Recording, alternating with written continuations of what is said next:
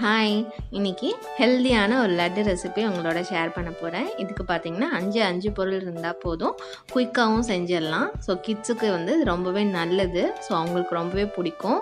First ஒரு பேனில் 1 tumbler வந்து நான் பாசிப்பருப்பு மெஷர் பண்ணி வச்சுருக்கிறேன். ஸோ இதை வந்து நம்ம மீடியம் ஃப்ளேமில் நல்லா வறுத்து எடுத்துக்கலாம். ஸோ நம்ம வறுக்கும் போதே பார்த்திங்கன்னா அதோட ஸ்மெல் வந்து நல்லா வரும். ஸோ அந்த மாதிரி டைமில் நம்ம ஃப்ளேம் ஆஃப் பண்ணிடலாம். இப்போது நல்லா வந்து கலரும் மாறுது, அதே மாதிரி அந்த ஸ்மெல் நல்லா வருது. ஸோ இந்த ஸ்டேஜில் நம்ம வந்து ஃப்ளேம் ஆஃப் பண்ணிடலாம். இப்போ அந்த பாசிப்பருப்பு நல்லா ஆற வச்சதுக்கப்புறமா ஒரு மிக்ஸி ஜாரில் நல்லா வந்து ஃபைன் பவுடராக நம்ம வந்து அரைச்சி எடுத்துக்கலாம். இப்போ அதை அரைச்சி எடுத்துகிட்டு வந்துடுறேன். பாருங்க, நல்லா வந்து நைஸாக வந்து பவுட்ரு பண்ணிக்கணும்.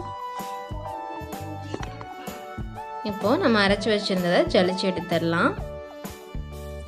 ஸோ நல்லா வந்து ஃபைனாக வந்து ஜலிச்சுக்கோங்க. அப்போ தான் நம்ம லட்டு வந்து வாயில் வச்சதுமே கரையிற மாதிரி இருக்கும். அடுத்து நான் இங்கே வந்து ப்ரௌன் சுகர் எடுத்துருக்கிறேன். இப்போது நான் அந்த ஆர்கானிக் ப்ரௌன் சுகரும் 2 ஏலக்காயும் போட்டு நல்லா மிக்சியில் பவுட்ரு பண்ணிட்டேன். ஸோ இப்போ அதையும் நம்ம வந்து ஜலிச்சுக்கலாம்.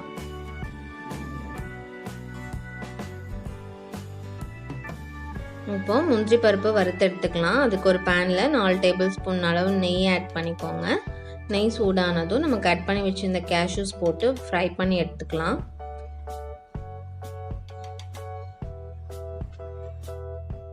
இப்போ இந்த கேஷ்யூஸ் வந்து நல்லா ஃப்ரை ஆகிடுச்சு.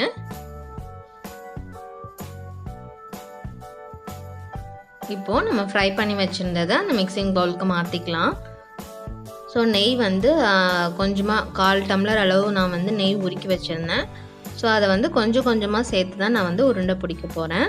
ஸோ மொத்தமாக நம்ம நிறையா அந்த 1/4 டம்ளர் அளவையும் ஃபஸ்ட்டே நம்ம ஊற்றி நம்ம பண்ணும்போது நம்மளுக்கு கரெக்டாக தெரியாது. அதனால் நிறையா நெய் கூட வேஸ்ட் ஆகும். அதனால் கொஞ்சம் கொஞ்சமாக நெய் சேர்த்து உருண்டை பிடிச்சிங்கன்னா கரெக்டாக இருக்கும்.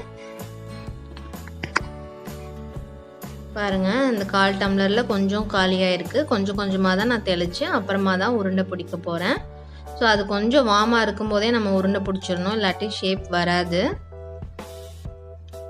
பாருங்கள், நம்ம வீட்லேயே இந்த மாதிரி ரொம்பவே கம்மியான இன்க்ரீடியன்ட்ஸ் வச்சு நம்ம வீட்லேயே ஹெல்த்தியாக செய்யும்போது குழந்தைங்களுக்கும் ரொம்பவே பிடிக்கும், ஹெல்த்தியும் கூட.